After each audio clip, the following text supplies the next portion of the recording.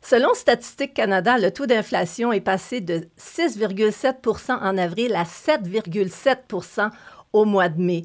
Et le Centre canadien de politique alternative commence à poser une question. L'opération de la Banque du Canada qui vise à ramener l'inflation de 7,7 à son objectif de 2 en augmentant rapidement les taux, eh bien, ça pourrait entraîner d'importants dommages collatéraux. On parle de pertes d'emplois, on parle même de 850 000 pertes d'emplois. Alors, serait-il temps d'adopter une nouvelle politique sur l'inflation?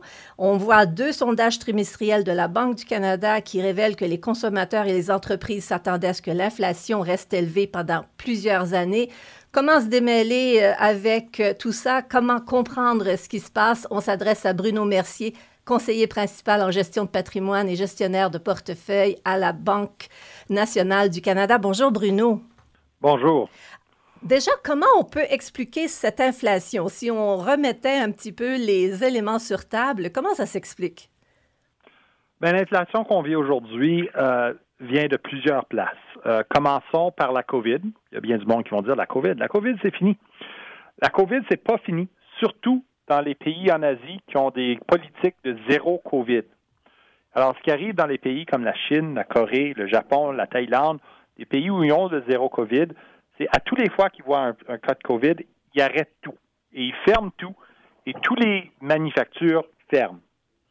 Donc, quand on veut acheter un produit au Canada, même s'il y a seulement un élément de ce produit-là qui est produit en Chine, par exemple, ce produit-là ne peut pas être vendu. Alors, prenons un auto. Mm-hmm. Les chips sont faits en Chine, en Asie, mais vu qu'ils sont fermés, on ne peut pas avoir la chip, donc on ne peut pas avoir notre auto.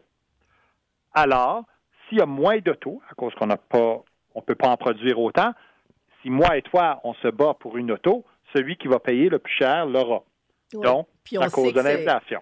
Puis on sait que c'est un très, très grand problème en ce moment de se trouver une voiture neuve. Là, ça, c'est... Absolument. Mais on ne parle pas juste des autos, on parle de n'importe quel produit électronique, on parle des vélos, on parle de n'importe quoi qui est construit en partie en Asie, c'est un problème.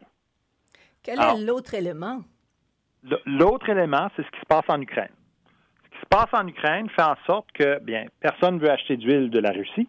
Mm-hmm. Donc, ça fait en sorte que le prix d'huile monte énormément. Donc, encore une fois, quand on retourne notre problème chinois, même si la Chine était ouverte, le coût de transporter des éléments de la Chine au Canada, aux États-Unis, est extrêmement élevé à cause que le prix de l'huile est tellement haut.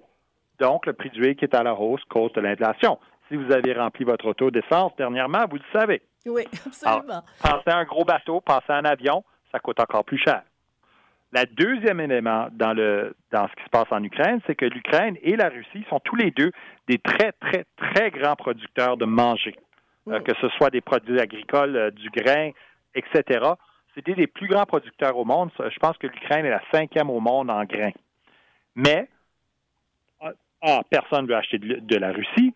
B, l'Ukraine, on n'est pas certain si l'Ukraine va pouvoir planter tous leurs champs cette année. Donc, on ne sait pas ce que leurs récoltes vont avoir l'air. Donc, le prix des aliments agricoles augmente beaucoup. Et encore une fois, il y a moins de production, donc les prix montent. Et surtout à l'automne, quand les récoltes vont rentrer, on pourrait avoir des augmentations importantes. Donc, vos shreddies pourraient vous coûter plus cher au mois de septembre. Oui, absolument. Et on voit déjà les répercussions, que ce soit pour fruits, légumes, un peu de tout, quoi. Oui, on le constate quand on arrive à la caisse de l'épicerie, absolument. Mais est-ce que la Banque du Canada a raison de vouloir augmenter son taux directeur, justement, pour combattre l'inflation?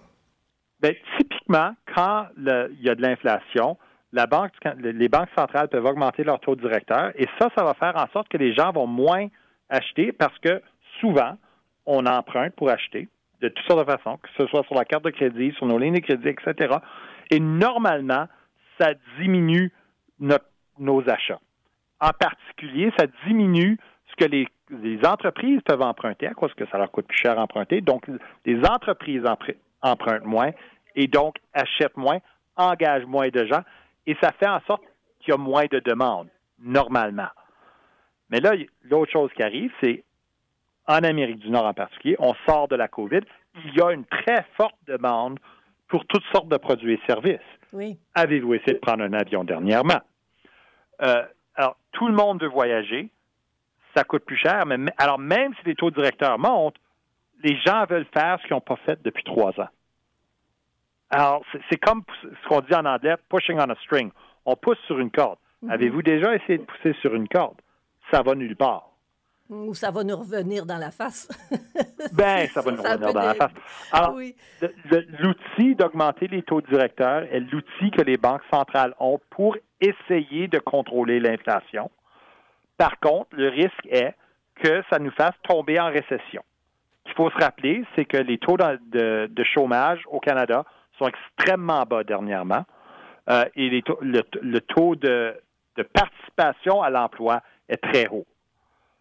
Alors, normalement, ça, c'est très, très positif pour une économie. Oui. Mais à cause de l'inflation, ça pourrait nous tomber, puis on pourrait revirer de bord très facilement si les taux d'intérêt montent trop haut. Alors, la Banque du Canada en particulier est en train de se poser des questions sérieuses de est-ce qu'il devrait continuer et risquer la récession ou arrêter et voir l'inflation continuer encore plus qu'elle est là maintenant. Mm-hmm.